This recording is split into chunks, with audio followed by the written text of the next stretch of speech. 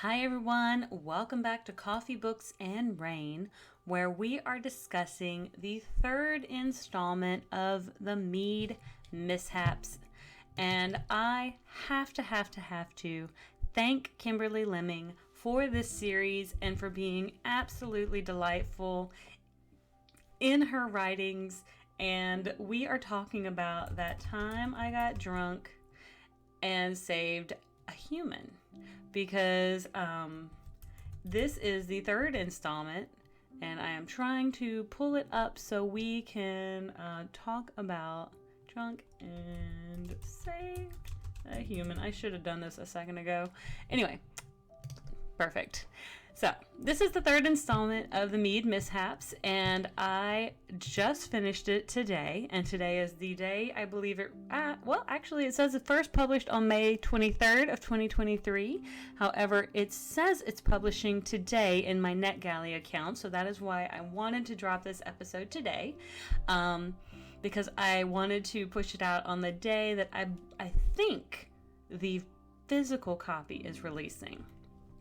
So I believe the May 23rd, 2023 was the ebook, and then I believe this edition is going to be the physical book, because I want to say that it did really well.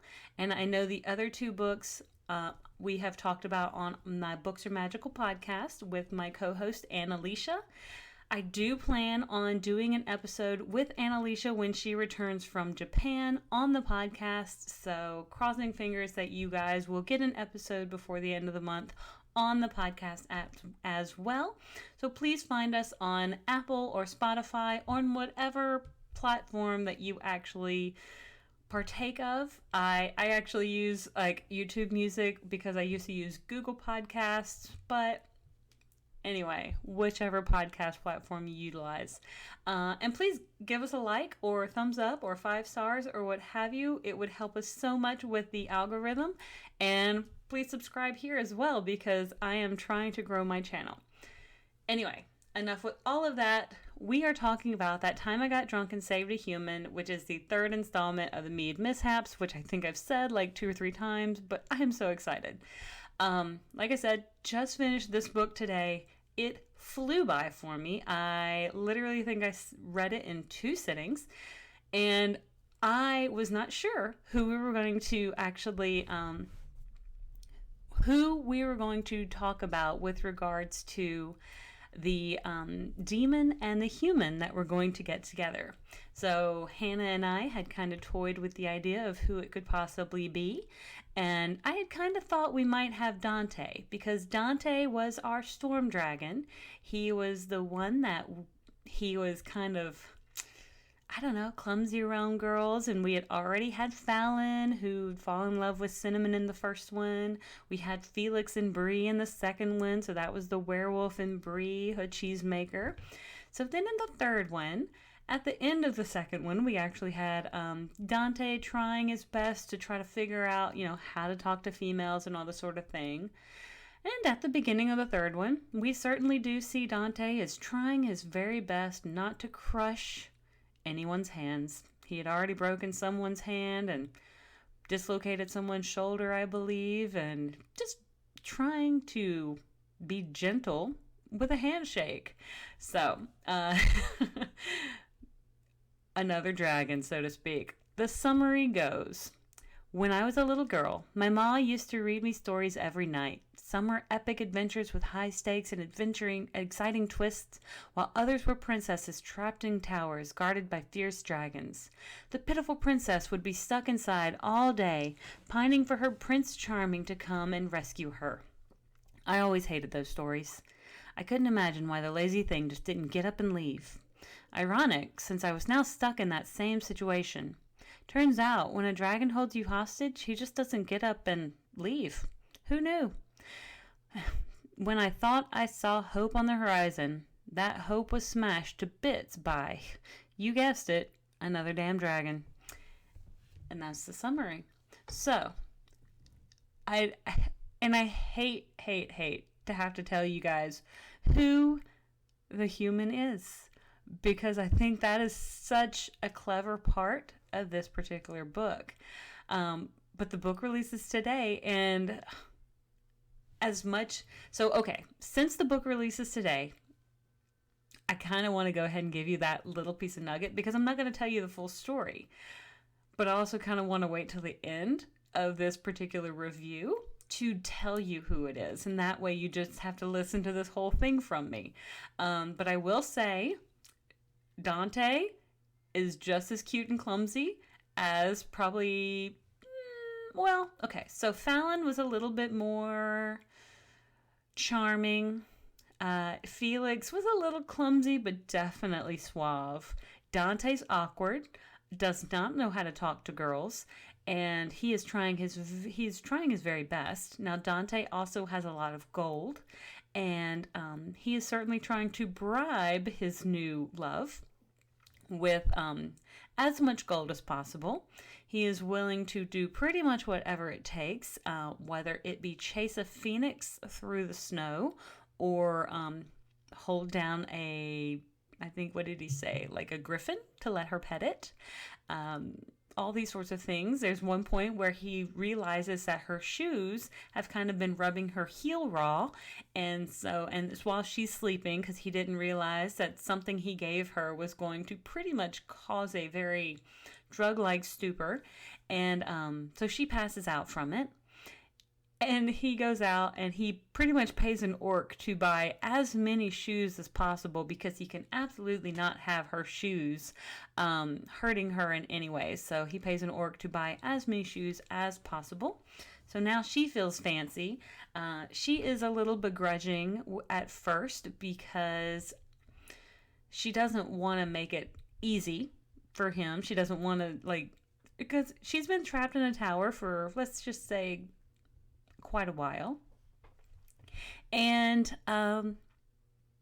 even though this is more or less her first romantic encounter, he's a dragon, so she's really not sure how to take it. But of course, he's trying to convince her that he is her fated mate, the same way Fallon did with Cinnamon, the same way Felix did with Bree. And she's not on board with it, but there is some coercing that needs to be kind of had. She definitely feels the pull and the allure of it all, but he is more or less kind of her first romance, first fling, so to speak.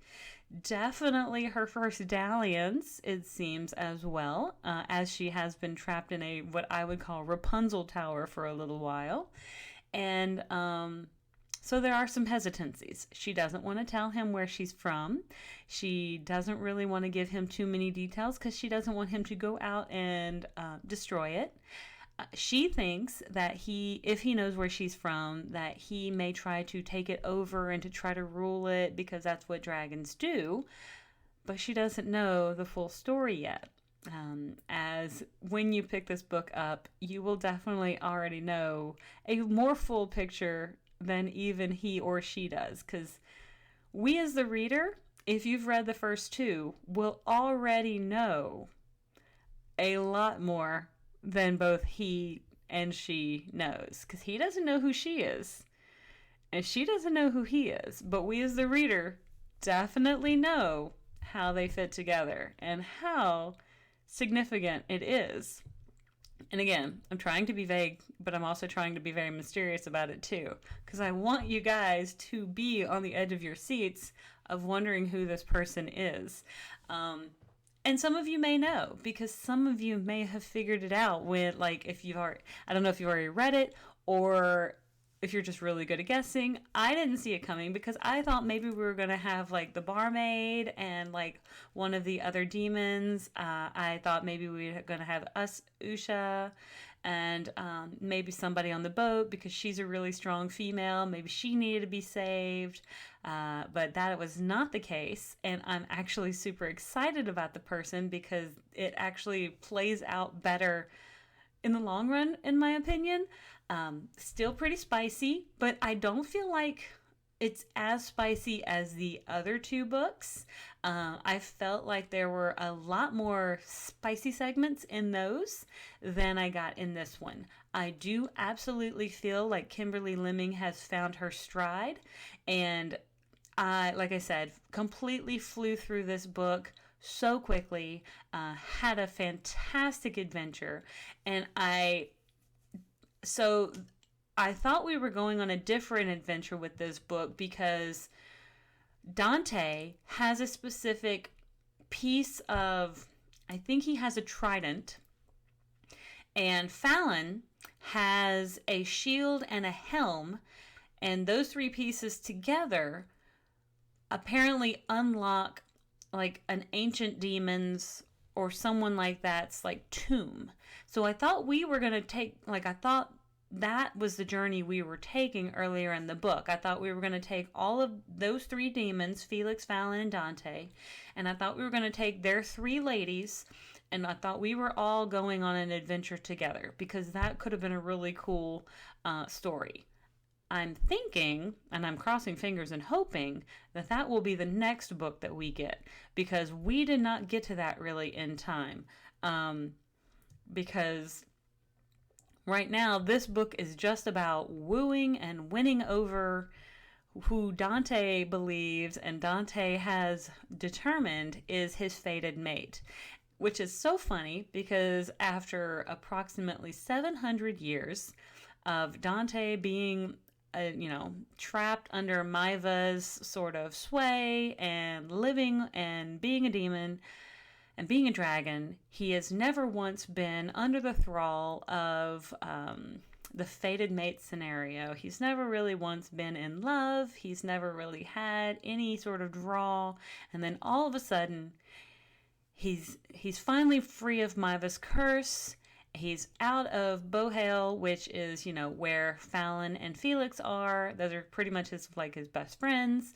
And the first female that he runs across ends up being his fated mate. And he can tell because her scent is so intoxicating to him that he cannot even imagine going anywhere outside of being near her.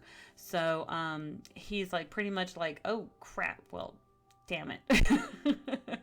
So he's stuck. He's smitten from that point on, and he just spends the rest of the book just trying to pretty much, so they don't have cell phones, but he can scry to Fallon and Felix through a mirror, and he's pretty much frequently scrying to them, asking their kind of guidance on how to win her over, what he should say, how he should tell her he loves her, how he should explain that she is his fated mate, even though he's pretty much already bitten her and she is pretty much already going to start gaining some of his powers before too long. So anyway, but we're close to the end of this episode, and I did promise you the guys that at the end of this episode, or close to the end of this episode, I would reveal who the human is, and it is Cinnamon's sister, Cherry. Now, if you've read book 1, you may believe that Cherry had passed. However, this book reveals that she did not, and she has been trapped in a tower waiting to be freed. And so guess who frees her but Dante? And we now see that Cherry is going to return to Bohale, to her sister, and to all of the demons, and with a new husband as well. So thank you so much for tuning in.